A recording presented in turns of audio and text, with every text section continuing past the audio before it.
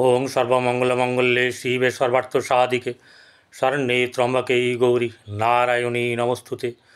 सृष्टिस्थितिविनाशानं शक्तिभूते सनातनी गुणाश्रय गुणमये नारायणी नमस्तुते। जय बड़ मायर जय, जय महादेवी महामायर जय। प्रत्येकेर जीवन सुंदर होक आनंदमय होक, प्रत्येके सुखे थाकुन शांतिते थाकुन आनंदे थाकुन एवं दूते बाता थाकुन। श्री श्री पद्मावती मा एवं बड़ मायेर निकट এই প্রার্থনা করি। ব্যাপার হচ্ছে গিয়ে যে আমরা যা এখানে দেখি শুনি সবই কিন্তু হচ্ছে গোচর,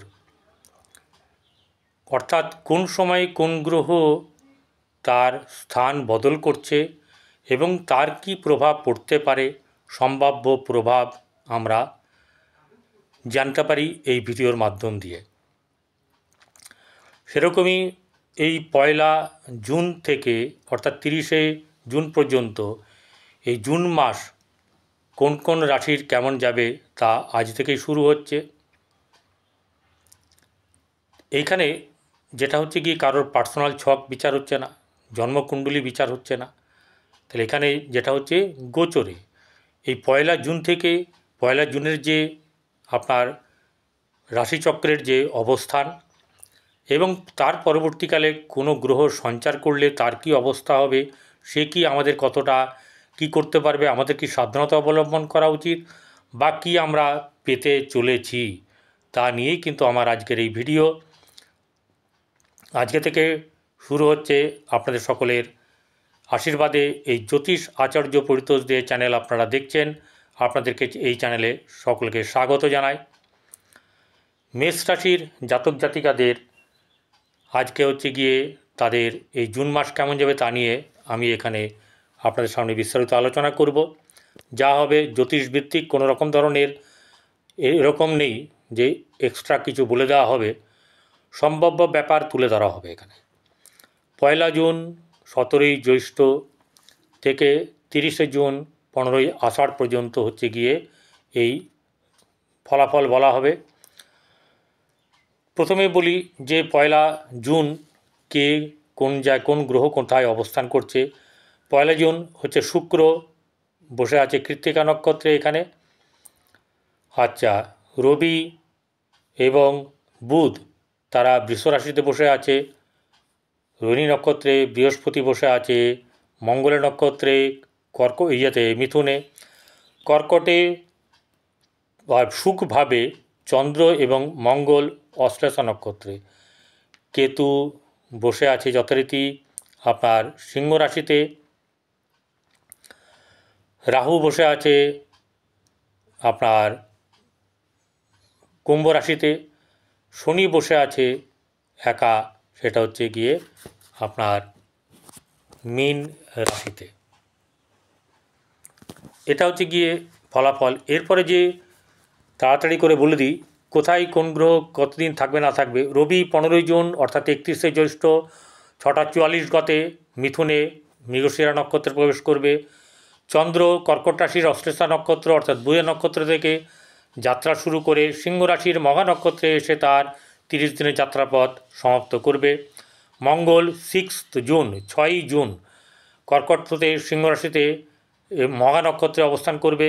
বুধ 6ই জুন সকাল 9টা 26 বৃষ রাশি থেকে মিথুন রাশি নিজের ঘরে চলে আসবে। বৃহস্পতি তো মিথুনেই থাকছে এবং মৃগশিরা নক্ষত্রেই অবস্থান করছে আপাতত। আবার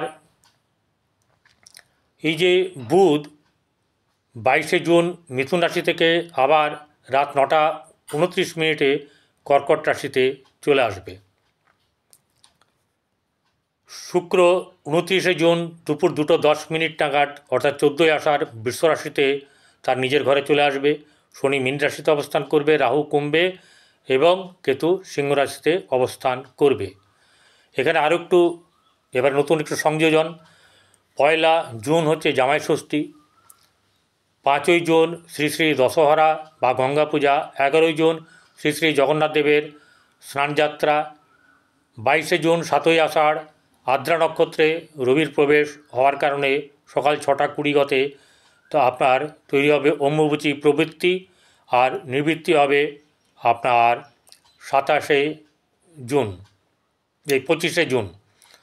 ঠিক আছে, অম্বুবাচী শুরু হবে এবং 27শে জুন মানে আপনার জগন্নাথ দেবের রথযাত্রা। ভালো মন্দ মিশিয়েই হচ্ছে গিয়ে রাশির বিচার হয়, কারণ সব গ্রহ ঠিক মতন থাকে না। আর নিজের জন্মকুণ্ডলী হচ্ছে আসল, তার সঙ্গে মহাদশা অন্তর্দশা এবং এই যে গোচর সেটাকে মেলাতে হয়, মিলিয়ে যে ফলটা হবে সেটা জানবেন পারফেক্ট ফল হবে। প্রতি মাসেই চন্দ্র চতুর্থে, অষ্টমে এবং দ্বাদশে থাকবে, যাবেই। এই সময়তে কিন্তু এই মেষ রাশির জাতক জাতিকাদের শুভ যাবে না, অর্থাৎ কিছু না কিছু খারাপ যাবে, মন মানসিকতা, তারপরে আপনার যেটা হচ্ছে উদ্বেগ, হতাশা, এইসবগুলো বাড়বে। এছাড়া আরেকটা জিনিস হচ্ছে যে এর বাদ দিয়ে মোটামুটিভাবে চন্দ্র ভালো যাবে। কোন কোন দিন খারাপ যাবে ভালো যাবে তা জানিয়ে দিচ্ছি। খারাপটা জানাই আগে, সেটা হচ্ছে যে 1 তারিখ, 27 তারিখ, 28 তারিখ চন্দ্র যে অবস্থান তাতে কিন্তু মেষ রাশির ভালো হবে না, 9, 10, 11ই জুন, ঠিক আছে। এবং আরেকটা ব্যাপার হচ্ছে যে আপনার 19, 20 জুন, 22শে জুন এটাও কিন্তু খুব একটা ভালো যাবে না। ভালো যাবে কোথায়? 4, 5, 6, 12, 13, 19, 20, 23, 25, 26, 27 এইগুলো ক্ষেত্রে শুভ যাবে। শুভ উন্নতি এবং নানা রকম ধরনের যোগাযোগ, সুফল পাওয়া, শুভ ফল পাওয়া, এই ব্যাপারগুলো ঘটবে। চলুন আমরা আসল জায়গায় এবারে চলে আসি। মেষ রাশির জাতক জাতিকাদের আমাদের সকলেরই আমাদের কেমন যাবে আর অর্থনৈতিক অবস্থাটা কেমন হবে, এই হচ্ছে গিয়ে মানুষের মেন, প্রত্যেকেরই। যাদের অর্থ আছে তারাও চাইবে, যাদের অর্থ নেই তারাও চাইবে, সবার সমান যাবে না। আমি যে কথা বলবো ভালো যাওয়ার কথা, অনেকের ক্ষেত্রে দেখবেন ভালো যাবে না, কারণ একটাই, তার জন্মকুণ্ডলী সেই অবস্থাতে নেই যে সেই জায়গার যে ফলটা বলছে সেটা তার পক্ষে যাবে। এগুলোকে একটু খেয়াল রাখতে হবে। মেষ রাশির জাতক জাতিকাদের কিন্তু জুন মাস হচ্ছে লাভের মাস, হাতের মুঠোই হচ্ছে গিয়ে আপনার সফলতা, আর্থিক দিক শুভ যাবে, এগুলো মোটের উপর বলে রাখলাম। এরপরে ডিটেলসে আসছি, সেটা হচ্ছে আপনার দ্বিতীয়ভাবে যে রবি বুধ বসে আছে আর রাশিতে বসে আছে শুক্র, তাহলে শুক্র যদি বসে থাকে, শুক্র হচ্ছে ভোগবিলাসের কারক গ্রহ। এই ভোগবিলাসের কারক গ্রহ শুক্র যখন বসে থাকবে তখন কিন্তু আপনার কোনো না কোনো দিক থেকে শুভ হবে। বিশেষ করে আমি একটা কথা বলতে চাই, যাদের বিয়ে হয়নি, বিবাহে বাধা চলছিল, সমস্যা চলছিল, দেরি হচ্ছিল, তাদের কিন্তু এবারে বিয়ের যোগ আছে। অবশ্যই করে নিজের নিজের জন্মকুণ্ডলী দেখতে হবে, ঠিক আছে। সেটা তো আমি জানবো না, কিন্তু এখানে বিয়ের যোগটা বেশ প্রবল হবে, কারণ বৃহস্পতির দৃষ্টি আছে এখানে, মানে সপ্তমভাবে রাহুর দৃষ্টি আছে, শুক্রের দৃষ্টি আছে। তাহলে এতগুলো দৃষ্টি থাকাকালীন তাহলে কেন হবে না, বিয়ে হতে হবে। যদি কোনো গণ্ডগোল হয়, আপনারা আপনাদের পরিচিত জ্যোতিষী, অনেক জ্যোতিষ আছে, প্রচুর প্রচুর, সকলেই ভালো, সকল জ্যোতিষীই ভালো। সকলের কাছে যার পছন্দ বা যাকে আপনার পছন্দ, যাকের কাছে গেলে আপনি বেশ ভালো পরামর্শ পান, তার কাছে অবশ্যই করে যাবেন। এটা আমার বলা রইল, ঠিক আছে। আমি জানি আমি বললেও যাবেন, না বললেও যাবেন, কিন্তু আমার এটা বলা মনে হয়েছে, আমি তাই বললাম। আর্থিক দিক থেকে শুভ যাবে, ভোগবিলাসের ব্যাপার ঘটবে, শুভ অনুষ্ঠান গৃহে হবার সম্ভাবনা তৈরি হবে। কারণ এই 6 তারিখের পর থেকে কিন্তু আপনার এই জায়গাটা অনেক ভালো হয়ে যাবে, কারণ মঙ্গলের দৃষ্টি আছে। মঙ্গলের দৃষ্টির কারণের জন্য শুভ হয়, ঠিক আছে, বিশেষ করে এইসব ক্ষেত্রে। কিন্তু মঙ্গল আবার বাধারও কারক, কারণ রাশিপতি এখানে নিচস্থ হয়ে বসে আছে। যেখানে পঞ্চমে যাবে, পঞ্চমে গেলে অন্ততপক্ষে কিছু এর থেকে শুভ হবে। চতুর্থ হচ্ছে সুখের জায়গা, বন্ধুর জায়গা, মা মন মানসিকতা, গাড়ি বাড়ি ইত্যাদি। যাই হোক, একে একে আসি। তাহলে আমাদের লগ্নভাব শুভ যাবে, লগ্নভাব আরও শুভ যাবে 6 তারিখের পর থেকে। এরপরে চলে আসবো দ্বিতীয় ভাব, যেটা ধনভাব, ধন সঞ্চয়ের ভাব। এই ধনভাবের রবি এবং বুধ বসে আছে। এখানে বুধ আপনার যেহেতু এখানে এসছে বুধ এবার চলে যাবে মিথুন রাশিতে, সেটা হচ্ছে ওই 6 জুন, তখন এখানে রবি একা থাকবে, বৃহস্পতি আর বুধ একসঙ্গে হয়ে যাবে। বুধ নিজের ঘর, এটা কিন্তু বৃহস্পতির ঘর নয়, ঠিক আছে, বুধ নিজের ঘরে যাবে, সেখানে একরকম ব্যাপার থাকবে। এরপরে এই যে তৃতীয় ভাব বুধ নিজের ঘরে চলে যাবে যখন, তখন কিন্তু আপনাদের অনেক কিছু ভালো ঘটবে, অর্থাৎ বুধ স্বক্ষেত্রে হবে, এটা মনে রাখবেন। বৃহস্পতি ওখানে বসে আছে, সব ঠিক আছে, কিন্তু স্বক্ষেত্রে যাবে বুধ, সেটা কিন্তু কম ব্যাপার নয়। স্বক্ষেত্রে সকলেই কিন্তু বলীয়ান, এই ব্যাপারটাকে ভাবতে হবে। এইবারে বৃহস্পতির সঙ্গে সম্পর্কে, ভাই বোনদের সঙ্গে সম্পর্কের উন্নতি হলেও কিছু ব্যাপারে অমিল থাকবে। চতুর্থ মঙ্গল যতক্ষণ থাকবে 6 তারিখ অবধি, ততক্ষণ আপনাদের গৃহে অশান্তি, অশুভ ভাব, মা যদি থাকে মায়ের পীড়া, এছাড়া নিজের মন মানসিকতা ঠিক থাকবে না, এইসব ব্যাপারগুলো কিন্তু খুব একটা ভালো যাবে না। বন্ধু বান্ধবের ক্ষেত্রে সঙ্গে সংস্পর্শ ভালো হবে না, তাদের সঙ্গে মতানৈক্য ঘটবে। আর কি হবে, হতাশা, উদ্বেগ, বাড়ি গাড়ি এসব থেকে কিন্তু সুখ অনুভূতি হবে না। 6 তারিখের পর থেকে 45 দিন মোটামুটিভাবে ঠিক যাবে। এরপরে তখন কি হবে, সুখভাব ঠিকভাবে থাকবে, কারণ এখানে মঙ্গল নিচস্থ থাকে। সেই সুখভাব যখন শুভ হবে, তখন আপনাদের জীবনেও কিন্তু অনেক কিছু ভালো ঘটবে। চলে আসবো পঞ্চম জায়গায়। পঞ্চমে বসে আছে কেতু। 5 তারিখের, এই 6 তারিখের পর থেকেই বা 6 তারিখ থেকেই এখানে মঙ্গল ঢুকে যাবে। মঙ্গল ঢুকে যাবে যখনই কেতুর সঙ্গে, তখন কিন্তু আপনাদের আগেই বলেছি যে কিছু ভালো হবে। সন্তানের দিক থেকে মোটামুটি শুভ হলেও এখনকার থেকে কিন্তু অনেকটা শুভ হবে। প্রেমের ক্ষেত্রে কিন্তু অসুবিধা থাকবে, কিন্তু মাঝে মাঝে আবার সুবিধাও হবে, অর্থাৎ একটা টানাপোড়েন থাকবে, কখনো ভালো আবার খুব বেশিক্ষণ হচ্ছে মন্দের ব্যাপার। ষষ্ঠ ভাব, এখানে শত্রুর ভাব, শনি একা দেখবে, তাহলে এখানে নিশ্চিতভাবে শত্রু বিনাশের ব্যাপার কিন্তু থাকবে। বিনাশ বলে কি, মানে কি হচ্ছে কি মরে যাবে তা নয়, শত্রু দমন হবে, পীড়ন হবে, শত্রু আপনাদেরকে কোনো কিছু করতে পারবে না, পেছনে লাগতে পারবে না। তাই এই জায়গাটাকে এরমভাবে দেখতে হবে। আর প্রতিষ্ঠার জায়গাতেও কিন্তু যেহেতু দৃষ্টি আছে, শনি যেহেতু কর্মের কারক গ্রহ, সেহেতু আপনাদের কর্মের ব্যাপারটাও কিন্তু বেশ ভালো মতন করে এগোতে থাকবে। তবে আপনার জন্মকুণ্ডলী দেখে নেবেন সেরকমভাবে কর্মের ব্যাপারটা কী আছে, প্রতিষ্ঠা জায়গা কী আছে। সপ্তম ভাব সবচেয়ে একটা ইম্পর্ট্যান্ট ব্যাপার, অনেকগুলোর মধ্যে এটা একটা বিরাট ইম্পর্ট্যান্ট। জীবনসঙ্গী, জীবনসঙ্গীর ব্যাপারটা এখানে কিন্তু একটা বেশ ভাইটাল ব্যাপার। যাদের বিয়ে হয়নি, বিয়ের খোঁজখবর করছেন, বিয়ে হচ্ছে না, ঠিকঠাক হয়েও কেটে যাচ্ছে, সমস্যা তৈরি হচ্ছে, তাদের ক্ষেত্রে কিন্তু একটা ব্যাপার হচ্ছে যে তাদের এই সময়ে কিন্তু বিয়ের যোগাযোগ বেশ ভালো মতন আছে।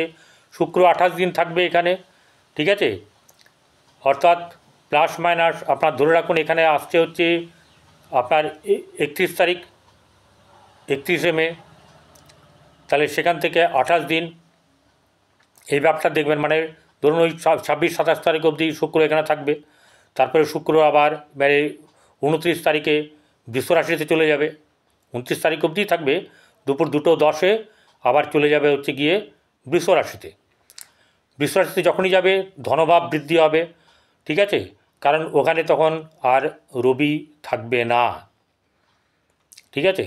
29শে আপনার জুন তখন আর রবি ওখানে থাকবে না।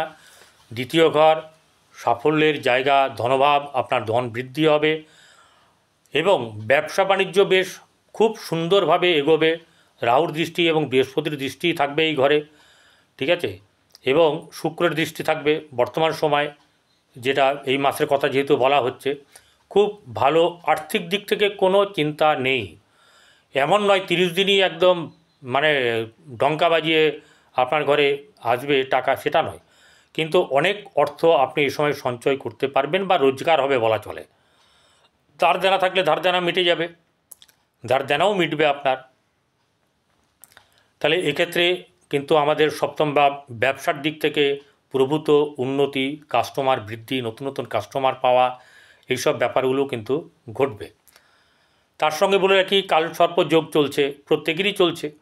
সেই কালসর্প যোগের একটা প্রভাব কিন্তু খারাপ প্রভাব থাকবে, অর্থাৎ সব কিছু সবসময় ভালো যাবে এমনটা কিন্তু হবে না, কারণ নেগেটিভ কালসর্প এটা। রাহু ডান দিকে বসে থাকলে, বাঁ দিকে কেতু থাকলে নেগেটিভ কালসর্প হয়, তার এফেক্টটা পজিটিভের মতন অতটা ভালো হয় না। অর্থাৎ রাহু যদি বাঁ দিকে থাকে, ডান দিকে যদি কেতু থাকে, তাহলে কিন্তু অনেকটা পজিটিভ হয়। যদিও দেখার ব্যাপার আছে তার সঙ্গে কে আছে বা তাকে কে দৃষ্টি দিচ্ছে, সেগুলো পরের ব্যাপার। নর্মালিভাবে এটা বলা চলে যে এখন যেহেতু কেউ নেই, তাহলে এই কালসর্পযোগ কিন্তু আপনাদের জীবনে কোনো না কোনোভাবে কুপ্রভাব মাঝে মধ্যে ফেলবে। কারণ রাহু হচ্ছে গিয়ে এই কলিকালের মহারাজা, তার একটা বিরাট বা বিরাট ব্যাপার কিন্তু আছে ফল দেওয়ার ব্যাপারে, অনেক কিছুর ব্যাপারে। আমি আসছি পরে। এরপরে আসছে অষ্টম ভাব। অষ্টম জায়গাতে এই প্রথমে রবি বুধ দেখবে, তারপরে বুধ দেখবে, শুক্র দেখবে, তারপরে বুধ চলে যাবে, শুক্র দেখবে। তাহলে এই অষ্টম ভাবটা আপনাদের ক্ষেত্রে কিন্তু খুব খারাপ হওয়ার ব্যাপার নেই, বরং এটা বলা চলে কৌতূহল প্রিয় বুধ যখন দেখবে তখন কৌতূহল প্রিয়তা বাড়বে অনেক, এবং এই কৌতূহল প্রিয়তা বসে অনেকে কিন্তু আপনার, যেহেতু অষ্টম ভাবটা হচ্ছে অকাল্ট সায়েন্স, আদিভৌতিক, এখানে কিন্তু কেউ না কেউ কোনো না কোনোভাবে জ্ঞান অর্জন করার একটা মানসিকতা রাখবেন। ঠিক আছে, এরপরে চলে আসবো হচ্ছে গিয়ে নবম ভাব, ভাগ্যভাব। ভাগ্যভাবকে কিন্তু কেউ ডিস্টার্ব করেনি। ভাগ্যভাবকে বৃহস্পতি নিজের ঘরকে দেখছে। অতএব ভাগ্য উন্নতি যোগ মেষ রাশির পক্ষে অবশ্যই ভালো। যারা এতক্ষণ দেখছেন, অনেক কথা অনেকের শুনেছেন, কোটিপতি, লাখপতি, হীরেপতি, অনপতি, নবপতি, নানা রকম দেখেছেন। আমি কিন্তু কখনোই আপনাদেরকে ফোলাইনি, ফাঁপাইনি, যা হয় তাই বলি। তাহলে এখানে ভাগ্য কিন্তু আপনার সহায় থাকবে। এই ভাগ্যের সহায় দ্বারা আপনার উন্নতি অবশ্যম্ভাবী এবং ঘটবে। একটাই ব্যাপার যে আপনার বৃহস্পতিটা কোথায় আছে, এটা কিন্তু আমাকে বলতেই হবে, কারণ বৃহস্পতি যে রূপে থাকবে, ভালোভাবে থাকলে ভালো ফল, খারাপ থাকলে খারাপ ফল দেবে। অতি খারাপ থাকলে বা খারাপ ফল থাকলে বৃহস্পতির যে শুভ দৃষ্টি এখানে দিচ্ছে, তাহলে অতটা পরিমাণে খারাপ হবে না, এটাই বলা চলে। দশম জায়গা, দশম ভাব, এখানে আপনার কর্কটে কিন্তু কেউ নেই। কর্কটে থেকে বেরিয়ে চলে আসবে। এবং আরেকটা ব্যাপার হচ্ছে যে কর্কটে একমাত্র হচ্ছে গিয়ে মঙ্গল সরে যাওয়ার পরে আর কিন্তু কারোর দৃষ্টি থাকছে না, কেউ অবস্থানও করছে না, আবার কারোর দৃষ্টিও যাচ্ছে না। তাহলে এইখানে আমাদের যে দশম ভাব কর্মস্থান, কর্মাধিপতি শনি, সে বসে আছে কোথায়? দ্বাদশ ভাবে, ব্যয় স্থান। কিন্তু ওটা শুধু কি ব্যয়? বিদেশ, সেই বিদেশের জায়গাটাও কিন্তু যাদের যাদের ভালো আছে জন্মকুণ্ডলিতে, তাদের কিন্তু বিদেশ যাত্রা, বিদেশে কাজ, বিদেশের সঙ্গে সম্পর্ক, রপ্তানি আমদানির ব্যবসা, বিদেশের জিনিসপত্র বিক্রি করা, এইসব ব্যাপারগুলো কিন্তু ঘটবে। অতএব কর্মের জায়গা কিন্তু এইভাবে দেখা যাবে। অতিচার গতির দ্বারা যখন বৃহস্পতি আসবে সেটা তখন বলবো, সেটা এখন অনেক দেরি, তখন কিন্তু আপনার আরও ভালো ফল যাবে। কারণ বৃহস্পতি দশমভাবে যতটা ভালো ফল না দেয়, তার থেকে দৃষ্টিতে কিন্তু অনেক ভালো ফল দেয়। এরপরে আসবে একাদশ ভাব। একাদশ ভাবে রাহু বসে আছে। একাদশ ভাবে মঙ্গল এবং বৃহস্পতির দৃষ্টি একাদশ ভাবে থাকবে রাহুর ওপরে। রাহু হচ্ছে ওকে যেখানে বসে আছে তার অধিপতি, অর্থাৎ ওই রাশির অধিপতি শনি, সে দ্বাদশে বসে। অর্থাৎ একাদশ দ্বাদশ যুক্ত হলে আপনাদের বিদেশ যাত্রা, বিদেশে ব্যবসা, বিদেশে উন্নতি, এইসব ব্যাপার, ভ্রমণ থেকে আরম্ভ করে অনেক কিছুই ঘটনা ঘটতে পারে। যার যেমনি ছক তার তেমনি ব্যাপার স্যাপার ঘটবে, ঘটনা ঘটবে। তাহলে এখানে কি দেখা যাচ্ছে? এখানে আচমকা অর্থ প্রাপ্তির যোগ কিন্তু আছে। বৃহস্পতি দেখুক, বৃহস্পতি দেখলে তার অশুভত্ব কিছু নাশ করতে চেষ্টা করবে, কিন্তু তথাপিও রাহু নিজের কাজ করে যাবে। যখন দেবে ছপ্পট পড়কে দেবে। কিন্তু একটাই ব্যাপার, রাহু আপনার জন্মকুণ্ডলিতে কেমন আছে, ভালো করে যারা শুনবেন তারা বুঝবেন রাহু কেমন অবস্থাতে আছে। এটা কিন্তু একটা ফ্যাক্টর। কেতু অপোজিটে বসে আছে পঞ্চমের জায়গায়। কেতু কী করবে? গুটিয়ে রাখবে, আপনার প্রেমকে গুপ্ত প্রেম করাবে, আপনার সন্তান হওয়ার একটা সম্ভাবনা তৈরি হবে। আর কি হবে? আপনার যে শ্রীবৃদ্ধির যে প্রকাশ যে ব্যাপার, সেটা কিন্তু কেতু করতে দেবে না। যাই হোক, একাদশভাবে রাহু বসে থাকা মানে হচ্ছে গিয়ে সবসময় পয়সা দেবে তা নয়। তার যখন যখন জোয়ার আসবে, সমুদ্রের জোয়ার যেরম করে আসবে, আপনিও ঠিক আপনার জন্মকুণ্ডলীতে যেভাবে রাহু আছে ঠিক ঠিক সেইভাবেই কিন্তু এখানে আপনি পাবেন। ভালো যার আছে অবশ্যই করে ভালো পাবেন, পেতে হবে, পাবেনই, আমি দেবো না আপনাকে, আপনিই পাবেন আপনার ভাগ্যে, আপনার কর্মের দ্বারা। দ্বাদশ হচ্ছে ব্যয়স্থান। দ্বাদশ জেল, কারাগার, ভ্রমণ, বিদেশ ভ্রমণ, ব্যয় ইত্যাদি নানা রকম ব্যাপার আছে, বেড কমফোর্ট ইত্যাদি। সেখানে শনি বসে আছে। শনি বসে থাকলে কখনোই বেড কমফোর্টের ব্যাপারটা দেয় না। বোঝা গেল? এরপরে যেটা আছে সেটা হচ্ছে গিয়ে আপনার মানুষের সঙ্গে মানুষের যে যোগাযোগ, বিদেশের যোগাযোগ, সেটা কিন্তু খুব একটা ভালো হবে না, এবং ব্যয় আপনার হবে, তবে কিছু লাভও আছে, লাভ থেকে আবার ব্যয়ও আছে। চেষ্টা করবেন গরুকে খাওয়াতে, কুকুরকে খাওয়াতে, কাককে খাওয়াতে, এটা করবেন, ভালো হবে।